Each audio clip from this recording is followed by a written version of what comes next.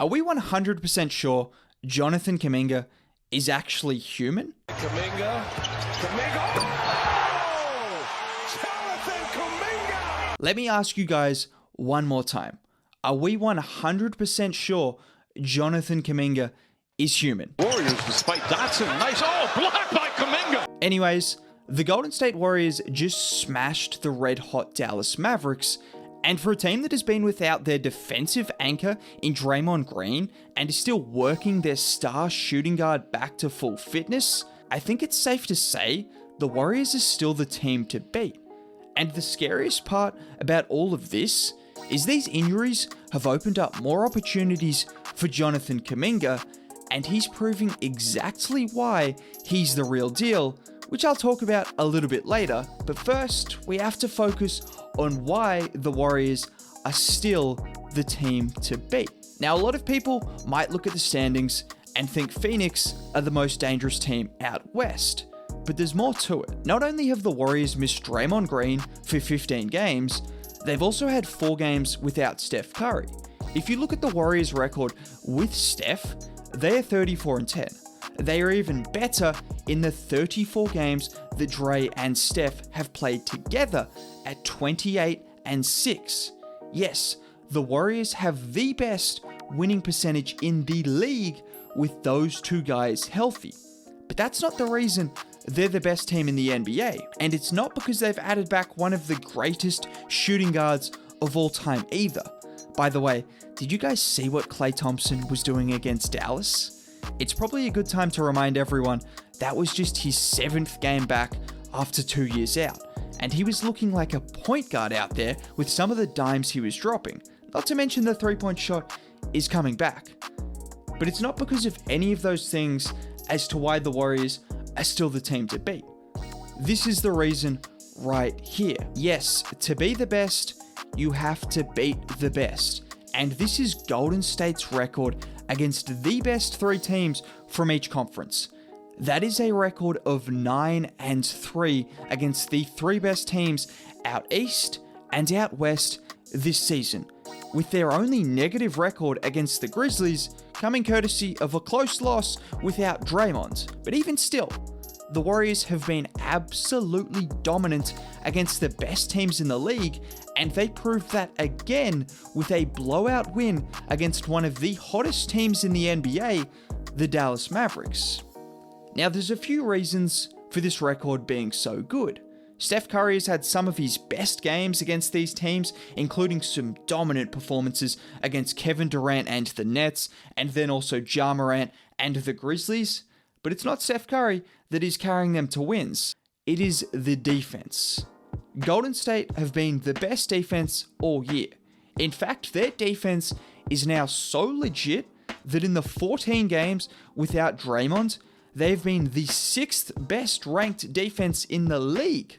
To compare that to last year, they were the worst in the league without Draymond. And against the best teams with Draymond Green in the lineup, they've been causing these teams absolute nightmares. Here are the average points scored by those top 6 teams I just mentioned. And these are the points they have averaged against the Golden State Warriors defense. That gives you a pretty good idea of just how great this defense is. Now, obviously, it starts with Draymond Green, but the Warriors have leveled up across the board. You have Otto Porter Jr., Iguodala, Kuminga, and of course, the young glove, who have all made huge improvements on this team defensively. I mean, just take a look at what Gary Payton II was able to do against Jordan Clarkson the other day against the Utah Jazz. Denied. GP2, another pickpocket. Here comes the young glove. It's funny because opposing players like Clarkson normally can't wait to get one-on-ones against defenders, but I don't know if anyone in their right mind should be trying to take on the young glove one-on-one. Not only do the Warriors now have exceptional defenders like GP2 and Draymond, but they don't have a weakness. Just take this instance for example. Luka Doncic is matched up against Kevon Looney. That seems like a mismatch, right? Here you see Luka try to hit Looney with a step back, but Looney can test the shot well. But he's not done. The Mavs grab the offensive board and try to exploit the mismatch again. Looney moves his feet well again, and along with the weak side rotation from Otto Porter Jr., they force Luka into a kickout, which results in a Mavs shot clock violation. There are so many reasons why the Warriors defense is great, and so many examples, but we can't spend all video on that because we have to talk about this man as well. Jonathan Kuminga is getting better every single game. Over the last 9 games, Kuminga is putting up some serious numbers. And there are a lot of very impressive aspects of what he's doing, but the most impressive part for me is just how much his understanding of the game has developed. Not only is he making plays like this off the bounce, but Kuminga is starting to realize he is a mismatch for 95% of NBA wings and guards. In fact, he's a mismatch for a lot of the league. And if you don't believe me, here is Jonathan Kuminga matched up against D'Angelo Russell. Yes, the same player that the Warriors traded for Kuminga and Wiggins. That's what you guys call a steal. And to return the favor, Kuminga knocks Russell to the floor and gets the easy layup.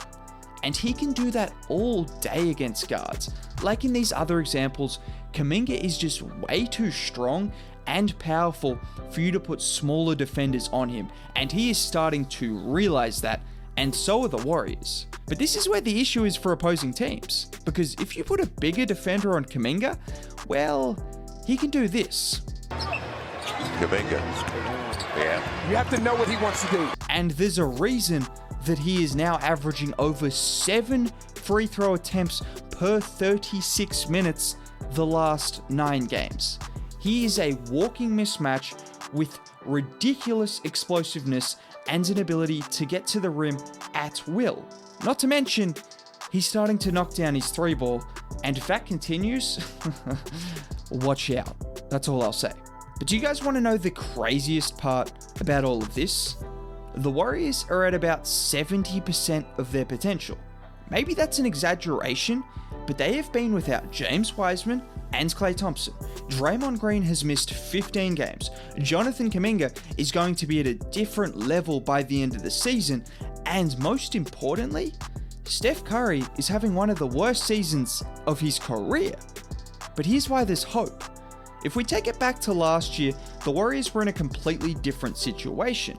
But what Steph did last year should give us all hope that he can turn it around this season. This is what Steph Curry did post All-Star break last year.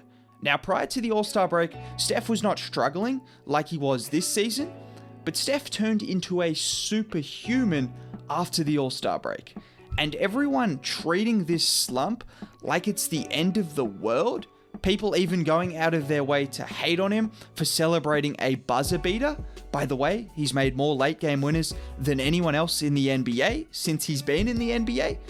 But the way I see it, this slump just shows how good the Warriors are as a team. Because we know if Steph Curry gets back to what Steph Curry was doing last year, and you add Draymond Green, James Wiseman, Klay Thompson gets better, Jonathan Kuminga.